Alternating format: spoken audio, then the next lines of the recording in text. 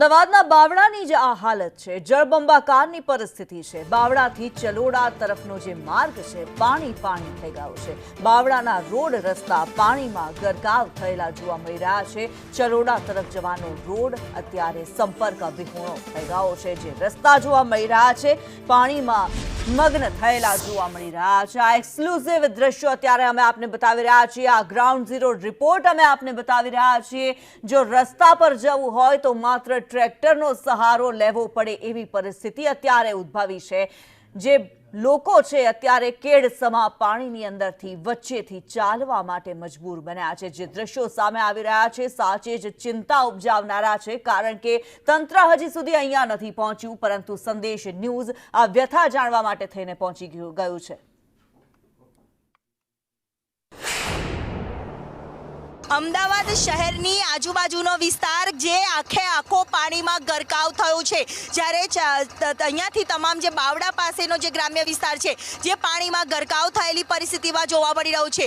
ગામડાઓ સંપર્ક વિહોણા થઈ રહ્યા છે, લોકો ઘર વિહોણા થઈ રહ્યા છે, જ્યારે ચલોડા તરફ જવાનો જે આખે આખો માર્ગ છે જે સંપર્ક વિહોણો થયો છે। ટ્રેક્ટર પર બેસીને અહીંની પ્રશાસનની જે ભૂલ છે અને તે પ્રજા પરેશાન થઈ રહી છે તેનો તાગ સંદેશ ન્યૂઝ ગ્રાઉન્ડ ઝીરો કરી રહ્યું છે, જ્યાં તમામ લોકો હાલાકી ભોગવતા પણ અહીંયા નજરે છે તે પડી રહ્યા છે। પરેશાન પ્રજા અને પ્રશાસન પર રોષ ઠાલવી રહી છે, જ્યારે થોડાક જ વરસાદમાં અમદાવાદ શહેરમાં ચારે કોર પાણી જ પાણી હતા। તે જ પ્રકારે ગ્રામ્ય વિસ્તારો છે તે પણ સંપર્ક વિહોણા બન્યા હતા। બાવળાથી ચલોડા તરફ જવાનો જે રસ્તો છે તે આખે આખો પાણીમાં ગરકાવ થયો છે। ગ્રામ્ય વિસ્તારો સંપર્ક વિહોણા થઈ રહ્યા છે। કેમેરામેન સંદીપ રાઠોડ સાથે દિવ્યા ચૌહાણ, સંદેશ ન્યૂઝ, અમદાવાદ। અમદાવાદ નજીક 30 કિલોમીટરમાં આવેલા બાવળાથી ચલોડા તરફ જવાનો જે રોડ છે તે આખે આખો સંપર્ક વિહોણો થયો છે।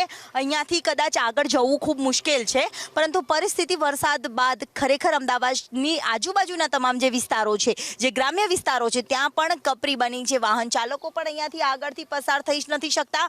સંપર્ક વિહોણા ગામો થઈ રહ્યા છે। ચલોડા વિસ્તારની પણ પરિસ્થિતિ ખૂબ દયનીય અને કફોડી બની છે। જ્યારે અહીંયાથી થોડાક જ દૂર જઈએ જ્યાં સરકારી આવાસ યોજના આવેલી છે, જ્યાં અનેક 100થી પણ વધારે ઘરો પણ આવેલા છે।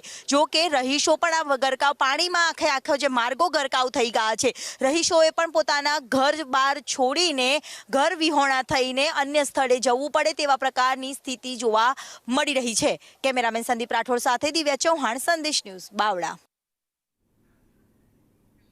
અમદાવાદના બાવળાની પરિસ્થિતિ આપને બતાવી રહ્યા છે। જ્યાં જુઓ ત્યાં પાણી જ પાણી જોવા મળી રહ્યું છે। બાવળા ધોળકા માર્ગ પાણીમાં ગરકાવ થયો। ગળાડૂબ પાણીમાં સ્થાનિકોને ભારે હાલાકી ભોગવવાનો વારો આવ્યો। તંત્રના પાપે સ્થાનિકો મુશ્કેલીમાં મુકાયા છે। સંદેશ ન્યૂઝ સમક્ષ રહીશોએ પોતાની વ્યથા ઠાલવી। ઘરમાં પીવાના બદલે વરસાદના પાણી પહોંચ્યા હોવાની ફરિયાદ સ્થાનિકો કરી રહ્યા છે। પાણીનો નિકાલ કરવા માટે સ્થાનિકો માંગ કરી રહ્યા છે। 3 દિવસથી આ પ્રકારની જ પરિસ્થિતિની અંદર જીવવા માટે થઈને લોકો મજબૂર બન્યા છે।